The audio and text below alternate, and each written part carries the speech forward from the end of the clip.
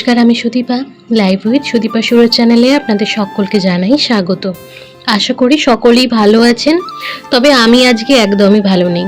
কালকে থেকে তো শরীরটা খারাপ ছিল, রাত্রিরে আবার আমার আর আমার মেয়ের দুজনকারই একসাথে বেশ জ্বর এসেছিল। মামা মেয়ের এখন জ্বরটা একদম ঠিক আছে, তবে আমার এখনো পর্যন্ত শরীরটা একদম ছাড়ছে না। তবু সকালবেলা উঠে তো শুয়ে বসে থাকার উপায় নেই, তাই সকালবেলা উঠেই ঘরটা আগে গুছিয়ে নিচ্ছিলাম। সত্যি কথা বলতে এই শরীর খারাপের দিন না শুয়ে বসে থাকতে আমার একদম ভালো লাগে না। তাতে আমার মনে হয় আরো বেশি শরীরটা জাঁকড়ে ধরছে। তাই জন্য হাতের কাছে যা কাজ পাই সেগুলো টুকটাক করে নেওয়ার চেষ্টা করি। ঘুম থেকে উঠেই মামাম ওর দাদানের কাছে গেছিল, এখন আবার বাপি চান করতে গেল, তাই জন্য ওকে আমার কাছে দিয়ে গেল। শরীর খারাপের সময় দেখবেন বাচ্চারা না মাকে ছাড়া একদম থাকতে পারে না। তার উপরে আমারও আজকে শরীরটা খারাপ, সেটা আপনারা আমার গলা শুনে বুঝতে পারছেন আশা করি। বেশি কথা বলতে গেলেই না বড্ড হাঁপিয়ে যাচ্ছি। আর এই কয়েকদিন ধরে না বাইরে বৃষ্টি হচ্ছে, তার সঙ্গে আবার ঝোড়ো হাওয়াও দিচ্ছে, যার ফলে ঘরের জিনিসগুলো বড্ড বেশি ধুলো হয়ে গেছিল। আজকে আমাকে পরিষ্কার করতেই হতো। এই কদিন মামামের শরীর খারাপ, আমার শরীর খারাপ, এই করতে করতে ঘরের জিনিসগুলো একদম খেয়াল করা হয়নি। তাই জন্য আজকে সকালবেলা ঘুম থেকে উঠেই চান করার আগে জিনিসগুলো পরিষ্কার করে নিচ্ছি। আর এদিকে মামা সকালবেলা উঠে কিছু খেতে চাইছিল না, তাই একটা বিস্কুট দিয়েছিলাম। সেই বিস্কুটটা আবার নিজে না খেয়ে আমাকে আর ওর বাবাকে খাইয়ে দিচ্ছে। ওনা যে কোনো খাবার নিজে খেতে খেতে যখন দেখে আর খেতে পাচ্ছি না, তখন সামনে যাকে পায় তাকে খাইয়ে দেয়। এদিকে দিয়াল আলমারি, টিভি আর সেটটপ বক্সের মাথাটা খুব নোংরা হয়েছিল। আর বিশেষ করে টিভিতে কিংবা সেটটপ বক্সের মাথায় ধুলো পড়লে না দেখবেন একটু বেশি বোঝা যায়। আমাদের এই টিভিটা না যবে থেকে বাড়িতে নেটের কানেকশন নেওয়া হয়েছে তবে থেকে চালানোই হয় না। আমার উপরে অবশ্য অন্য একটা টিভি ছিল, সেই টিভিটা আমরা নিচে দিয়েছিলাম। আর এই টিভিটা কিন্তু নতুন কেনার পর থেকেই এই টিভিটা একদমই চালানো হয়নি। এটা ওই ঘরের মধ্যে শোপিসের মতো পড়ে আছে। আর মাঝে মধ্যে যখন ধুলোবালি হয় তখন আমি পরিষ্কার করি। আমি না মাঝে মধ্যেই হাতের কাছে কোনো জিনিস নোংরা পেলে সেটা পরিষ্কার করে নেওয়ার চেষ্টা করি, তাহলে ওই মাসে একবার করে ভালো করে ডিপ ক্লিন করতে গিয়ে যে কষ্টটা সেটা হয় না।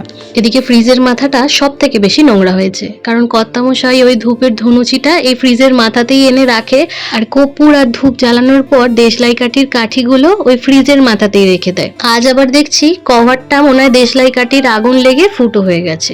আমার ছোট খাটটার পাশে দুটো কাঠের ওয়াল হ্যাঙ্গিং আমি অনলাইন থেকে কিনে সাজিয়ে রেখেছিলাম। তবে এই বর্ষাকাল পড়তেই কাঠের জিনিসগুলোই দেখছি কেমন একটা ফাঙ্গাস মতো ধরে যাচ্ছে। বিশেষ করে এই যে আর্টিফিশিয়াল ফ্লাওয়ার ভাসগুলোর দেখতে পাচ্ছেন, সেগুলো বেশ কিছু কাঠের ফ্লাওয়ার ভাস দেখছি ফাঙ্গাস হয়ে সাদা সাদা হয়ে গেছে। এখন তো এগুলো রোদ্দুরে দেওয়া পসিবল না, কারণ বাইরে সেরকম রোদ্দুর উঠছে না, তাই জন্য হালকা হাতে একটু মুছে নিচ্ছি। এখন ঘরটা একটু ঝাড় দিয়ে নেবো। ঘরে কাজ করবার পর প্রচুর ধুলো বেরিয়েছে আজকে ঘর থেকে। এদিকে মামা আমাকে একদমই কাজ করতে দিচ্ছিল না, বড্ড বিরক্ত করছিল, তাই জন্য ওর বাবা আবার ওকে নিয়ে ছাদে গেল। আর এদিকে আমি কর্তামশাইয়ের ফোনটা চার্জ দিয়ে দিলাম। আর এখন আমি স্নান সেরে চলে এসেছি ঘরে। আর আজ জানেন তো শ্রাবণ মাসের দ্বিতীয় সোমবার।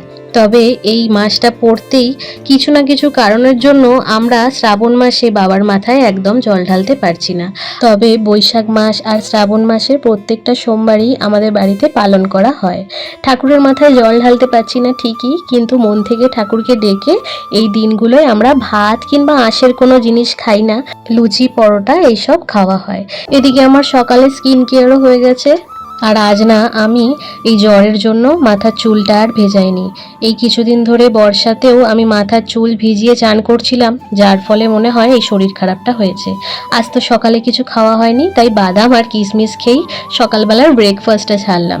আর এখানে চলে এসেছি আমি রান্নাঘরে। মা অলরেডি প্রায় রান্না শুরুই করে দিয়েছিল, আর আমি এসে এই এখন বাঁধাকপি আলুর তরকারিটা করছি।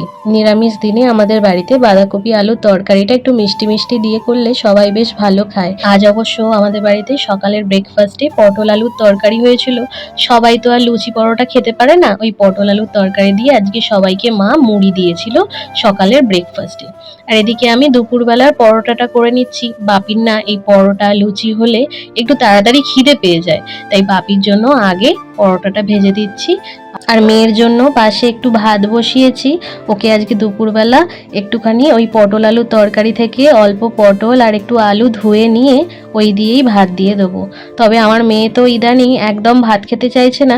জ্বরের মুখে না বাচ্চারা খুব একটা ভাত কিংবা যে কোনো খাবার খুব একটা খেতে চায় না, তাই জন্য ওকে খুব একটা বিরক্ত করি না। ও যতটুকু নিজে থেকে খেতে চায় ওকে তাই খাওয়ানোর চেষ্টা করি। এদিকে বাপিকে খেতে দিয়ে আর মামামকে ওই দুগাল ভাত খাইয়ে পরোটাগুলো সবকটাই করে নিয়েছি। আজকে না এই 12:30টার মধ্যে মোটামুটি সব রান্না কমপ্লিট হয়ে গেছে। তবে আমাদের বাড়িতে সবাই তো আর 12:30টার মধ্যে খেয়ে নেয় না, তাই জন্যে সবকটা করে রাখলাম, যে যখন এবার খাবে তাকে তখন বার করে দেবো। এই যে কর্তামশাই কিন্তু পনির নিয়ে চলে এসছে। আজকে না পনিরটা খুব ভালো ছিল, দেখবেন টাটকা পনির না দেখলেই বুঝতে পারা যায়। আজকে পনিরটা হাতে করে যখন বার করছি এত সফট ছিল, তারপর কড়ায় ভাজার সঙ্গে সঙ্গে ভীষণ নরম হয়ে গেছিল। আর আমার মেয়ে আর কর্তামশাই না এই ভাজা পনির খেতে খুব ভালোবাসে। আমার মেয়েকে তো কাঁচা পনির দিলে সে সেটাই খেয়ে নেবে। আজকে একটুখানি বাটার পনির করব, যেটা আমি প্রায়ই বাড়িতে করে থাকি আমার নিজের মতো করে। তাই জন্য পনিরের মশলাটা প্রথমে করে নিচ্ছিলাম। ওই কাজু, একটু চারমগজ, আদা, টমেটো সবকিছু একসাথে নিয়ে প্রথমে বেটে নিয়েছি। আর এখন পনির ভাজার তেলটার মধ্যে মশলাটা দিয়ে কিছুক্ষণ কষিয়ে নেবো। যখন দেখবেন কাঁচা মশলার গন্ধটা চলে গেছে, তারপরেই ওই ভাজা পনিরগুলো ওর মধ্যে মিশিয়ে দেবো। আর লাস্টে একটুখানি কসুরি মেথি আর একটুখানি দরাজ হাতে বাটার দিয়ে দিলেই বাটার পনির একদম রেডি। এটা কিন্তু আমার ঘরোয়া স্টাইল, আমি আমার মতো রেগুলার যেরকম বাটার পনির বানাই সেরকমই টেস্ট হয়। মামামকে স্নান টান করিয়ে এখন চলে এসেছি সবাইকে খেতে দেবো। তার আগে দেবো কর্তামশাইকে খেতে, তার আবার খুব জোরে খিদে পেয়ে গেছে। অবশ্য আমাদের বাড়িতে যখনই এই নিরামিষ রান্না বান্না হয় তখন না সবারই খুব জোরে জোরে খিদে পেয়ে যায়। তো যাই হোক, কি কি রান্না হয়েছে সেটা একবার আপনাদের দেখাই।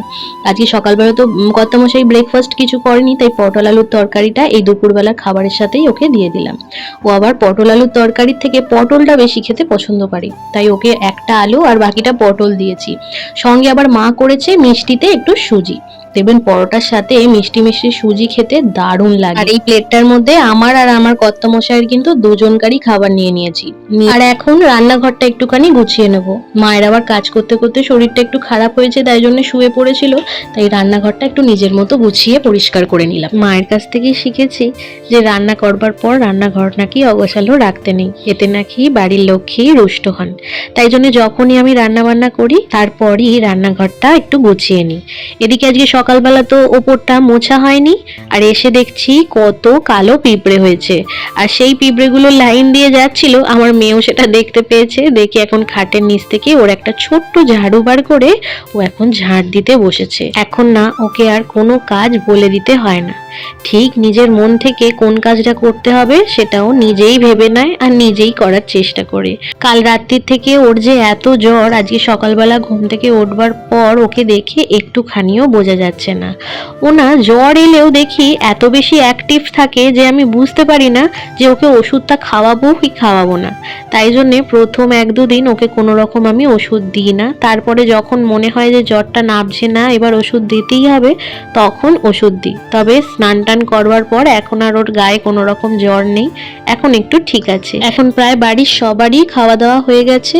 এখন যেহেতু মামাম ঘুমোবে না, তাই ভাবলাম ঘরটা একটু মুছে নিই। আর দুপুরে খাবার পর মামাম যেহেতু 2টো লেবু খায়, এখন ওকে লেবুর রসটা করে দিচ্ছি। তো আজকের ভিডিও এটুকুনি, দেখা হবে আবার একটা নতুন ভিডিওতে।